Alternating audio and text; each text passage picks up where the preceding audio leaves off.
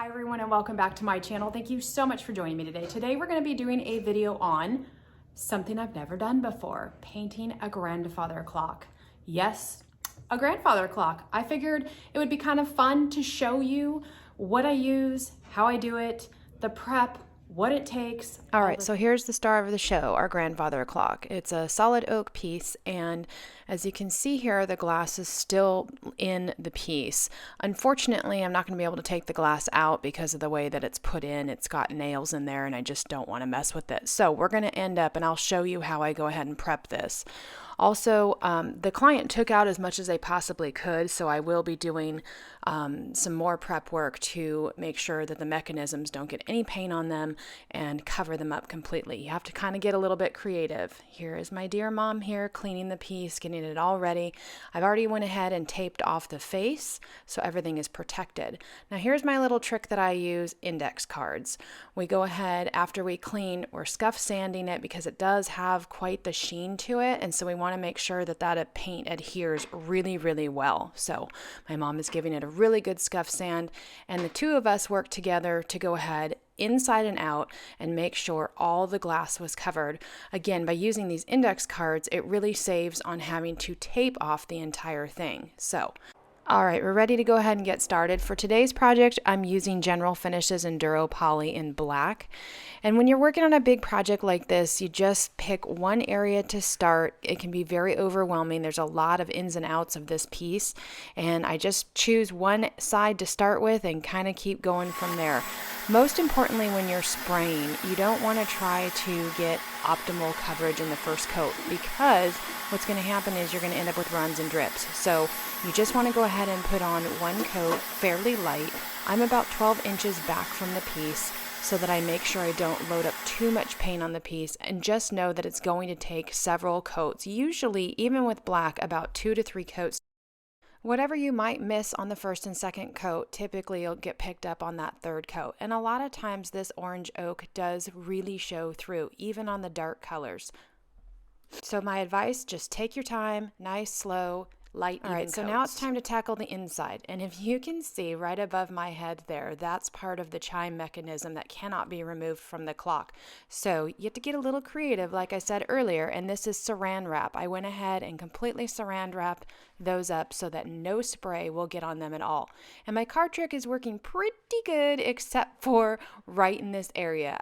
The air from the gun keeps blowing the cards up, so I'm gonna have to stop here in just a minute, as you'll see, and re-tape down, because I don't want to get any overspray on the glass if I can help it. It just helps alleviate more cleanup in the end. One thing you see me here doing is I'm just kind of picking at that nozzle there. I get asked often, do you have to clean out your gun in between coats of paint? No, you do not. But what can happen sometimes is a little dried paint gets on the end of that needle tip, and it causes it to go ahead and get a little tiny bit dried or clogged. So that's what you saw me doing there.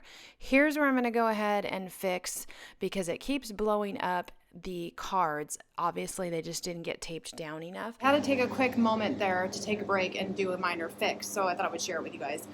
The card trick that I use to cover the glass typically works very well. However, when you're working with an air gun that's pushing air through, sometimes if it's not a super tight fit, it will flap those cards around, and I didn't have them in there very good, and it just wasn't working. One side I did a total tape job, and the other side, on the inside, I did the tape in the cards. So I had to take a quick break to tape up some of the edges to minimize any cleanup afterwards.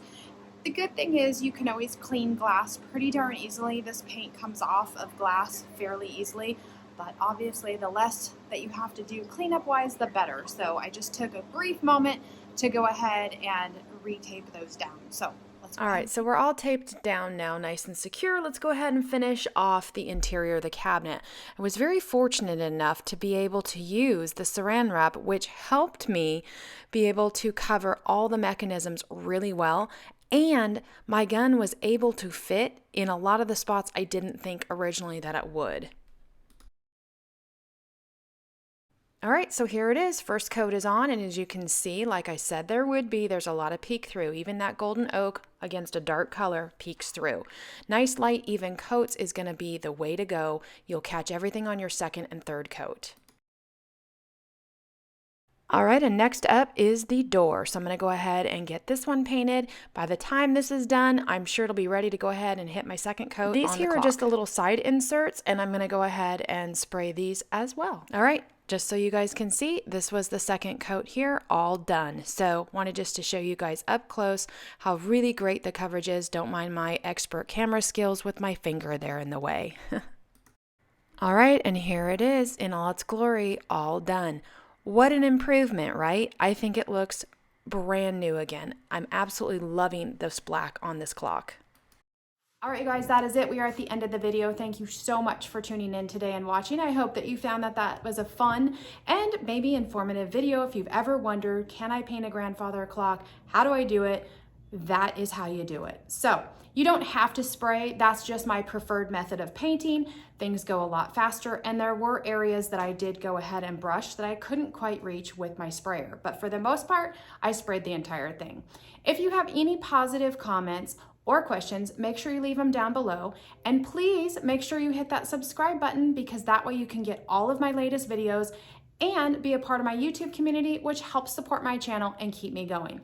Again, thank you so much for tuning in, and I will catch you guys on the next video.